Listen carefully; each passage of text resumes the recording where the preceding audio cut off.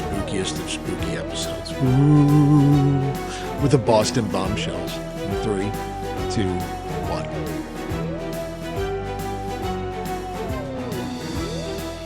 Hello, everyone. Welcome to Back in 10. I'm Savanah.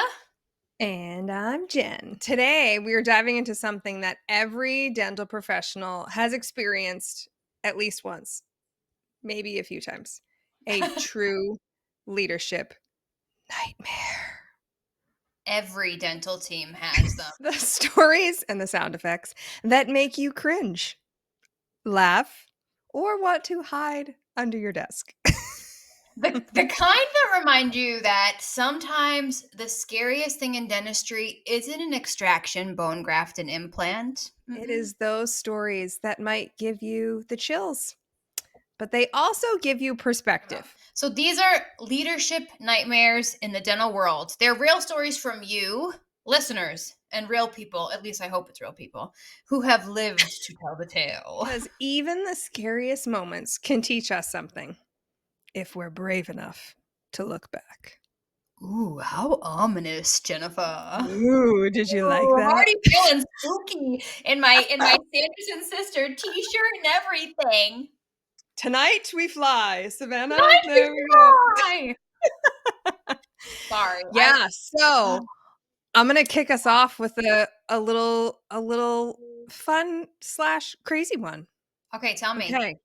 Okay, so this is from me. We have multiple that were gonna be anonymous from listeners, but this is a straight from the desk of Jen. Yes. So when I started leading practices, the first new location that we had some challenges there and some very interesting team members. And one of the team members, I sat her down and I asked her, like, what the heck is going on? We had a lot of performance issues, a lot of gossip in the office, and it seemed to come from her, from my perspective. Okay. So I sat her down and said, we keep saying Susie, tell me what's going on. And she said, well, you said this and you said that and you won't let us do this. And I said, whoa, wait a second. I never said that. What are you talking about? Explain to me what you're talking about. And she said, well, Susie Jr. told me that XYZ. And I said, well, that I didn't say that. So unless you heard it from me, let's not pass judgment. What can I do to help you? And she said, well, you know what? I put you in the freezer. I said, excuse me? WTF? What? So she and her daughter wrote my name and the things that she did not like that I was apparently doing on a piece of paper, put it in a Dixie cup, submersed it in water, and stuck it in the back of her freezer. To freeze the things, this is true, to freeze the things that she did not like about me, essentially to make me stop doing them. Well, we quickly found out that she put the wrong witch in the freezer because 'tis not I. It was someone else. Okay. And I felt rather warm once she took me out and defrosted me. I wasn't as cold anymore. No, hold on. Wait, there's so much. Was she a self-proclaimed witch? Like what? She didn't come out and say those exact words, but she definitely practiced some of those things. But that was my first instance where I was like, man, I have been really cold lately. And wait, no. I Jennifer, swear, cross my heart, hope to die, stick a needle in my eye. Well, don't really do that, please. But literally, and I remember coming home because Dom and I were dating at the time, and I was like, so-and-so put me in the freezer. Honestly, though, who admits to it? She did. I was actually happy that she did because it made sense of other things, but she put the wrong person in the freezer. So wait, did you go home and put the other person in there? Because then we have an HR problem. She did. Also, guess what? Wait, to preface everything, it stopped. No. Swear. I'm telling you right now. I mean, I believe in ghosts, so yeah, I believe that could be a possibility. I'm telling you, it worked. I don't know if she did some hex or whatever the heck she did on it, but she came in a few weeks later and she goes, "You were right. It was the wrong witch." Okay, guys, we need to do a legal disclaimer right now. Jen and I are not HR professionals. When it comes to any of these stories and our opinions and advice on what we would personally do, it's not necessarily HR approved. This is back in 10, not back to HR. So, Yes. We have leadership experience and HR experience, but we are not HR professionals and know laws of every single state and everything. Yes, we are here to support and give guidance, but you always need to check in with your local legal HR team. professional.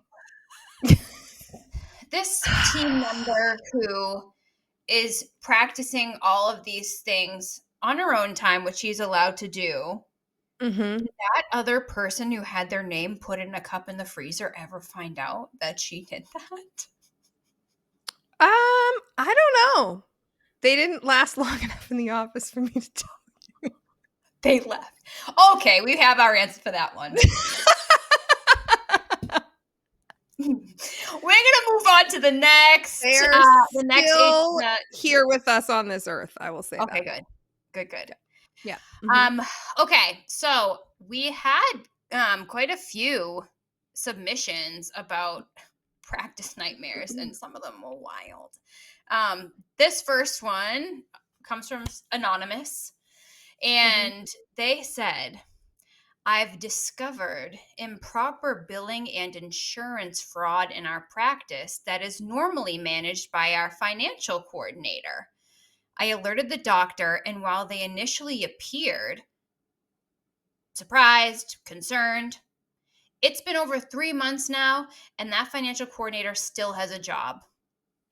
The doctor has adjusted my duties and removed any responsibilities related to finances for the practice. I've been in dentistry for over 30 years, and I know what I saw.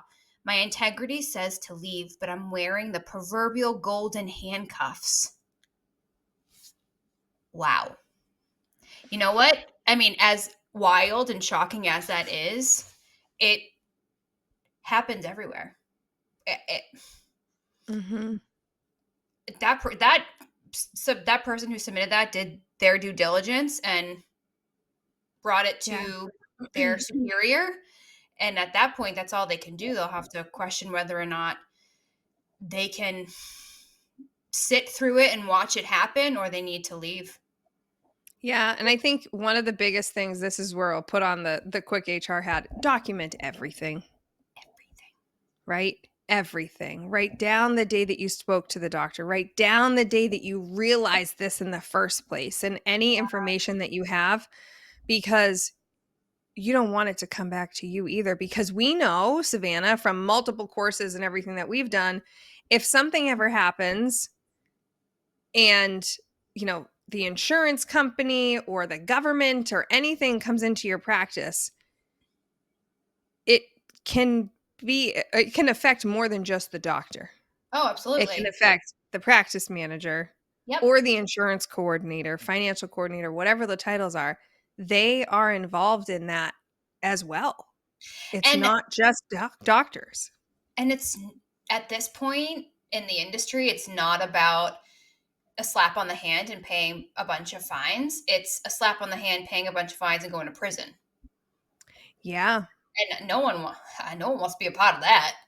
No. I don't know. And we know that. Listeners, I would, if it was me, I would leave. I would find a new position if I could. Yeah, I would. And I think I would look, if you've done everything that you can, and obviously you have a moral compass, which is good. That is great to have in a leadership role. Find a place that supports you and supports your moral compass so that you're aligned in your values. And then, maybe you offer, when you give your resignation, that the doctor reaches out to, like, Roy Shelburne or another professional in the industry to help to support them in that. Maybe they just don't know what to do. So maybe just give them some resources and then say, peace out. Cub Scout. Oh, I did it.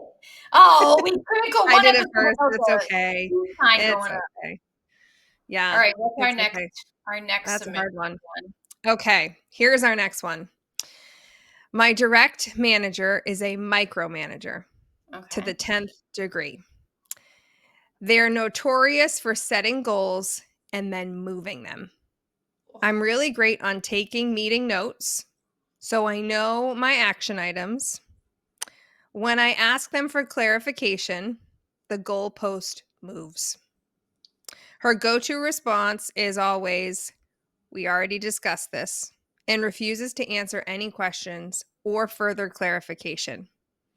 I feel that I am being gaslit, and I'm not the only one. Any suggestions? I know your face is saying it, Savanah. Ugh. I That's feel really bad. I I know. I feel do really too. bad. No one likes to be led by a micromanager. There's nothing fun or empowering in Mm-mm. someone's job when that situation happens. The thing that stuck out is the goalposts getting moved and the go-to response, right? I can understand goalposts getting moved. You got to be flexible depending on what's happening in the practice, but the gaslighting, the go-to response of "we already discussed this," it's so dismissive, and Yeah. that does not sit well. No, and it shows that I'm not even going to call him a leader. Your manager does not appreciate you. Right? Because from what I'm hearing, you have some strengths. You are a diligent note taker. You know what you're responsible for, what your actions items are. But when Yeah. you ask clarifying questions, you don't get any response. It's just a not even passive aggressive. It's just aggressive. We already discussed that. It's just if your team needs you, okay, then either let's self-reflect here as a manager. Did I not give them the information that they needed? Like, why are they asking clarifying questions? Maybe there's something that I need to do better. But yeah, goalposts keep changing, and you can't expect your team to pivot that quickly without Mhm. talking to them about it either. Just And if that manager is not providing clarification, I know, at least for me, if I were in your situation and this is, a multiple time offense, I would loop in the doctor in any questions, any clarification needs, put it in writing, like Jen just said, document, document, document, and start to Mhm. make the doctor aware if you're not comfortable having a 2-on-1 meeting with the doctor and this manager, but start looping them into all of the Yeah. correspondences for clarification. Yeah. Absolutely. Yeah. Okay, Savannah. All We right. got some more. We got some more. Tell me. Tell me. All right. So this one, this one, I just love the way this person wrote their submission. It's very cinematic. So this Ooh. submission Okay. said, "I was so excited when we hired our new quote unquote experienced patient coordinator. Her resume said she came from a high end cosmetic practice. She talked about elevating the patient journey and optimizing operational synergy. Fancy, right? I was so excited. Day one, I asked her to check in a patient. She asks, how do I open the schedule? I thought she meant a specific view. No, she didn't know how to use the software at all. By week 2, she had never once verified insurance, never collected a copay, never answered the phone correctly, but she did spend 3 hours creating inspirational quote signs for the front desk. And when I asked her to call a no-show, she said, quote, oh, I don't do confrontations. I'm more of a patient experience leader. Her biggest achievement? Color coding the pens. We were drowning in claims, and she was rearranging the desk to lift the emotional tone of the practice, whatever that means. When the doctor asked her how she was doing, she said, I'm rebuilding the culture. Now I'm back to square one and have to train her. That's that. I shouldn't be laughing, but I mean, the way this person wrote the submission, just color coding the First of pen. all, I'm very impressed with your theatrical writing capabilities. So maybe you have another job on the side. I'm just saying. Yeah, you don't have to train this person. Just go write. Go No, be an yeah, editor. no, I think that was fantastic. There's a lot to unpack there.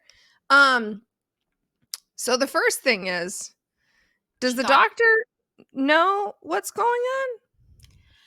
I didn't ask further clarifying questions about this Okay. specific Okay. situation. So I would say a few things. First thing is, ain't nobody got time for that. Time for that. And I think, look, I don't do confrontations. What was it? I'm more of a patient experience person. Yeah. Oh, we gonna She's learn a viber. today. She's a We viber, gonna not an executor. we're gonna And look, everyone learn wants to get today. on the bus, but we didn't hire you for that place on this bus.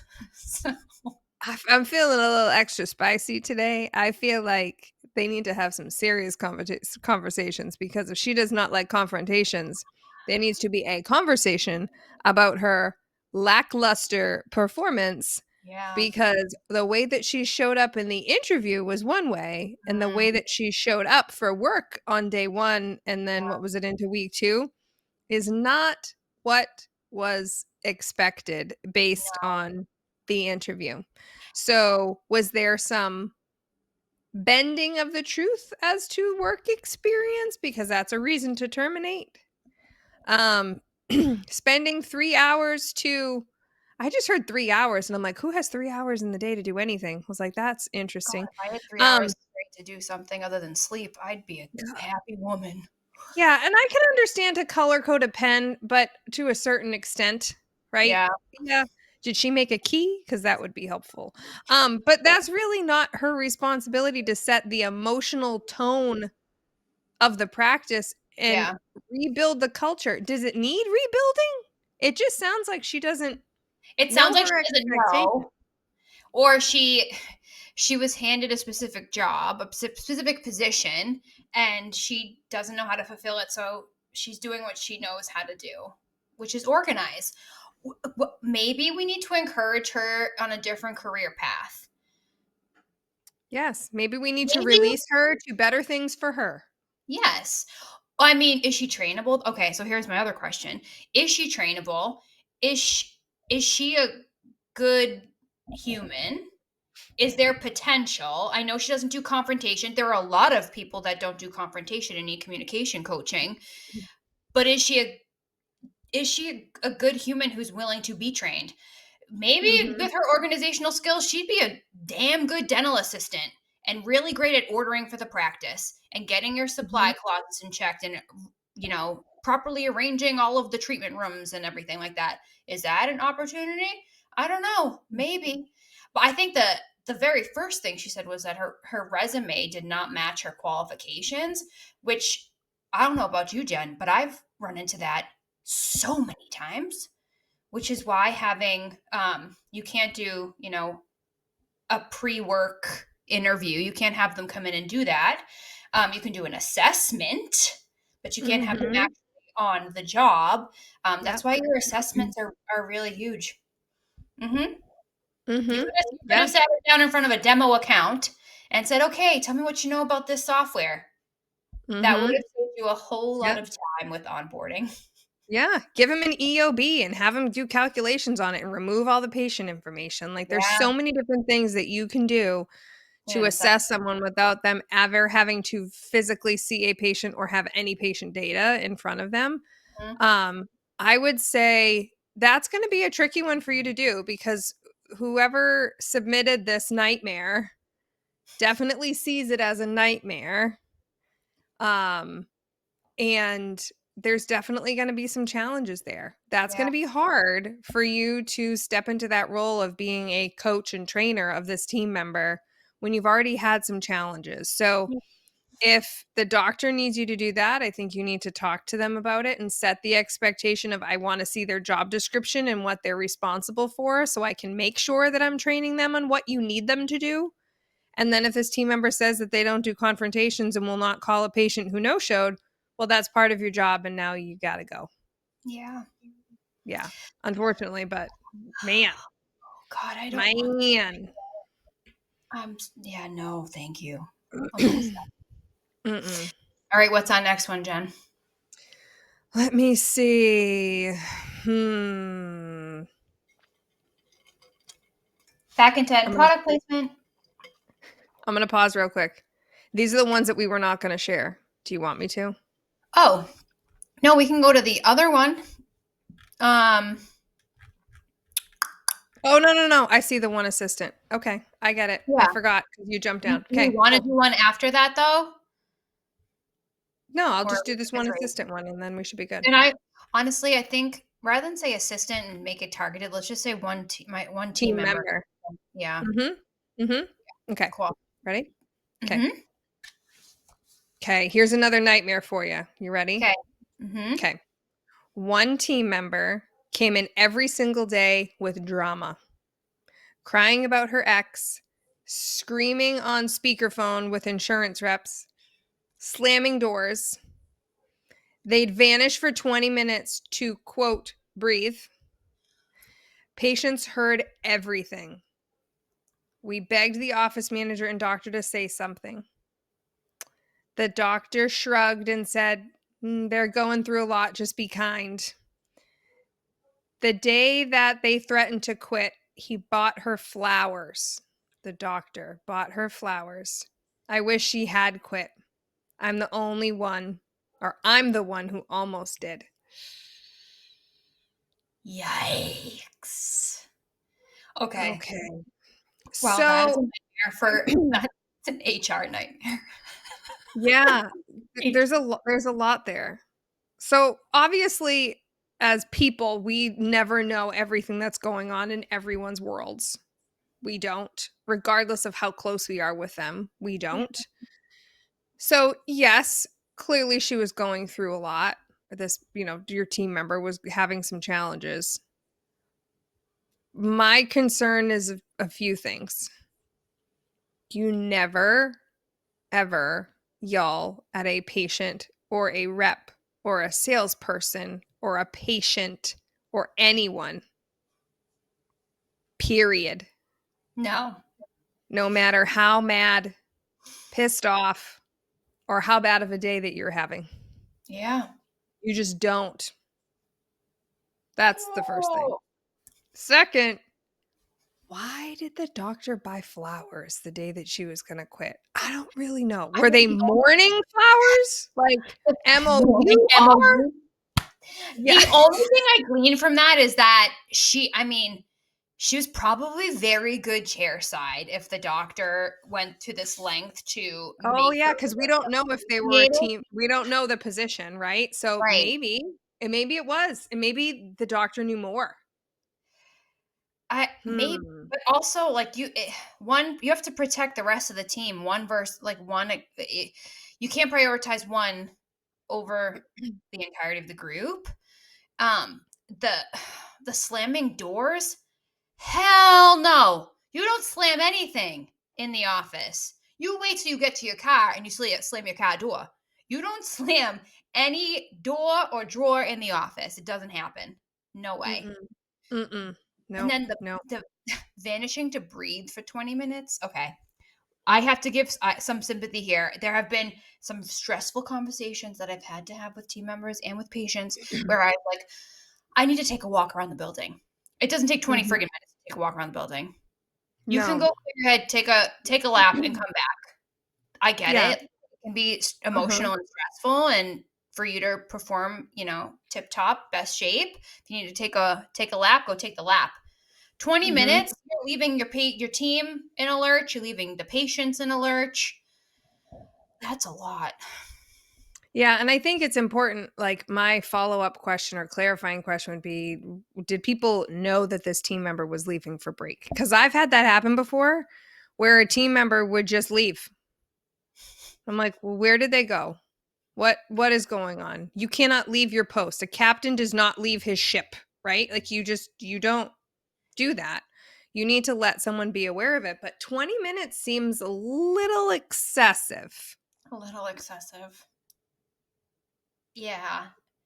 I just, the doctor said she's going through a lot. Be kind. I mean, ew. I'm sorry. Ew. That makes me so nervous for the rest of the team. This is a scary one. What? Even if that team member is going through something or going through a lot, you just don't. I'll say no, and I'll say you need to be kind to everyone on your team, regardless of what's going on. Yeah. So that doctor might not realize that by them saying that, they're actually not being kind to the rest of their team. True. Maybe they don't realize it. So if you go to the doctor and you have a conversation, like a non-confrontational conversation about it, just letting them know how much it's actually affecting everyone on the team. Like, you don't need to know everything that's going on, but that doesn't give that team member the right to slam doors and yell and do all this in front of patients too. That is a significant nightmare. Yeah. Problem. Ew. Oh. Yeah, ew. Yeah. Ew. Yeah. No, there's a lot. And there's so many different things that go on in a dental practice on a day-to-day basis. There's so much to unpack. This is just a small sampling of the ones that were received. And man, I feel like we could have had a part 2, but it's like, it doesn't have to be a nightmare one. I think that we should, listeners and watchers, I think you should, if you have any other nightmares you want to submit, we'll happily read them. I will happily read them. Yeah. But if you have any successes too, how about we do both? We can have a success and a nightmare. Yeah, let's hear your leadership successes. How did you turn a nightmare around? Yeah. And if it's like it's an awesome success, because come on, all successes are awesome, and you want us to share who you are, we will be willing to do that and do a little toot toot for you too. I'm happy to be your horn tutor anytime. Toot toot. Yep, I can do that for you. Pom-poms, you can be the horn tutor and I'm going to be the pom-pom waver. We used to do like little pew pew pew pew pew. We used to do that too. The little guns. Anything. We are happy to be there to support you. And look, you got this. I know it is spooky time of year. I hope everyone has a wonderful All Hallows Eve. Just don't put someone in a freezer because they're going to need a parka.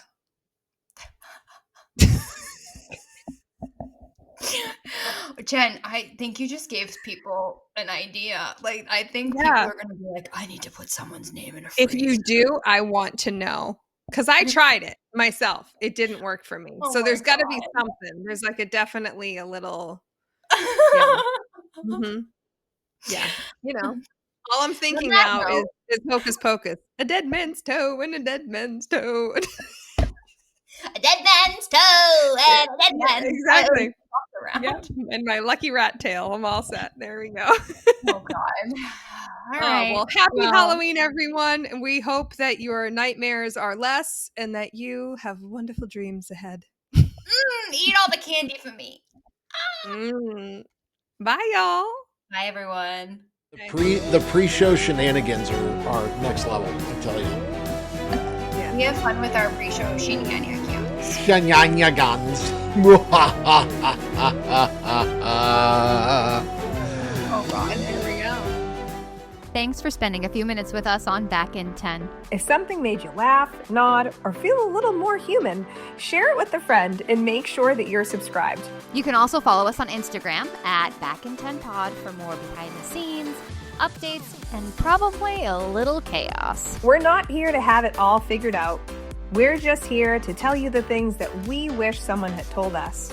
And remind you that leadership doesn't have to be perfect, just real. We'll be back in 10.